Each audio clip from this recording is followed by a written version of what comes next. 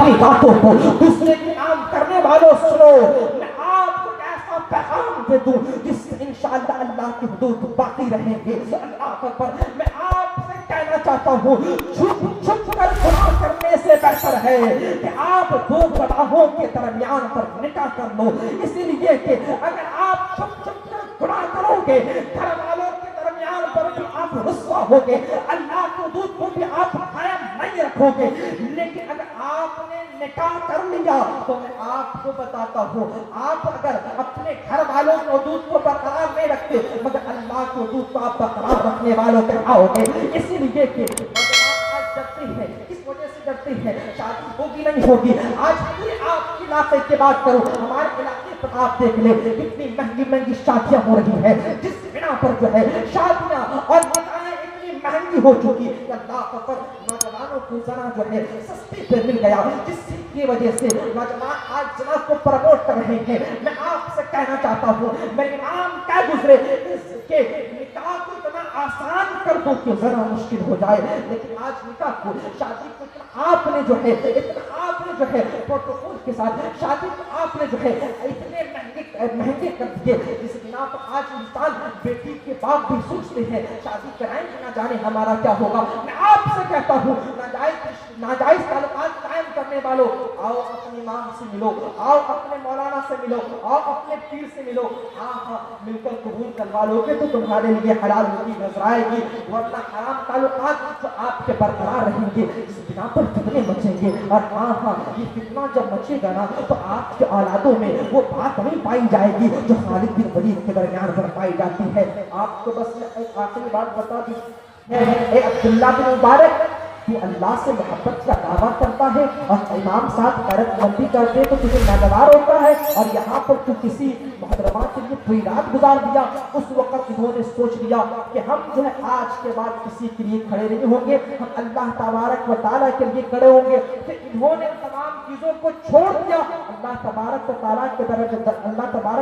راہ پر خود کو قربان کیا۔ اس کے بعد امام اعظم کی یہ ایسے شاگرد بنے اللہ اکبر، جس کے شان پر امام اعظم فرماتے ہیں اگر حشر کے میدان پر اللہ تبارک و تعالیٰ مجھ سے پوچھے تم لائے کیا ہو، میں عبداللہ بن مبارک کو پیش کر دوں گا جو میرے بخشش کے لیے کافی ہو،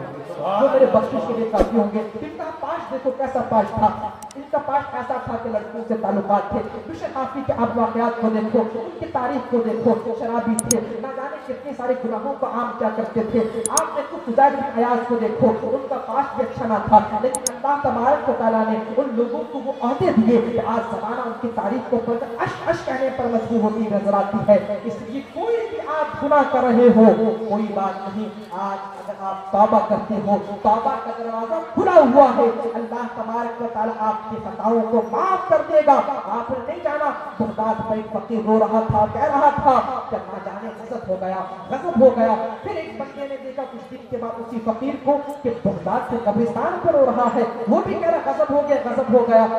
انسان کو پوچھتے ہو بات کیا ہے، کبھی بازار پہ روتے ہو کبھی مزار قبرستان پر آ کر روتے ہو۔ انہوں نے کہا بات ایسی ہے کہ میں بازار والے کو سمجھا رہا تھا اللہ سے صلح کر لو، اللہ کی بات مان لو۔ یہ وہ اس دن جو ہے جن لوگوں نے باتوں کو نہیں مانا اللہ تبارک و تعالیٰ مان گیا، کہنے لگا اللہ تبارک و تعالیٰ کی طرف سے ندائیں آنے لگی ان بندوں کو میرے طرف پھیر دو، ان کی خطاؤں کو میں معاف کر دوں گا چاہے وہ پہاڑ جیسے کیوں نہ ہو۔ اللہ پر اس دن اللہ راضی تھا مگر بندے راضی نہ تھے۔ آج قبر پر چلے گئے ہیں، چیخیں آ رہی ہے، یہ چیخیں کو اپنی چیخوں کو بلند کر رہے ہیں، آپ کو خدا کی آواز آ رہی ہے۔ آج ان کی چاہت ہے کہ اللہ معاف کرے، اللہ سے صلح کر لے، لیکن آج اللہ غضبناک ہے، ان کے توبہ کے دروازے بند ہو گئے ہیں۔ اس لیے بھائیو اگر گناہ کرنے کے بعد آپ کو ایک دن کی بھی مہلت ملتی ہے، ایک گھنٹے کی بھی مہلت ملتی ہے تو آپ اس کو اپنے ذہن پر رکھنا، یہ جو غلط ہمیں ملی ہے توبہ کرنے کے لیے ملی ہے، اللہ تبارک و تعالیٰ کے دربار پر رجوع کرنے کے لیے ہمیں یہ وقت ملا ہے۔ میرے بھائیوں میں اپنی چند باتوں سے گفتگو کو ختم کرتا ہوں، اگر آپ باتوں کو مان لیا تو انشاءاللہ اللہ کا ہوتی نظر آئے گی۔ السلام علیکم۔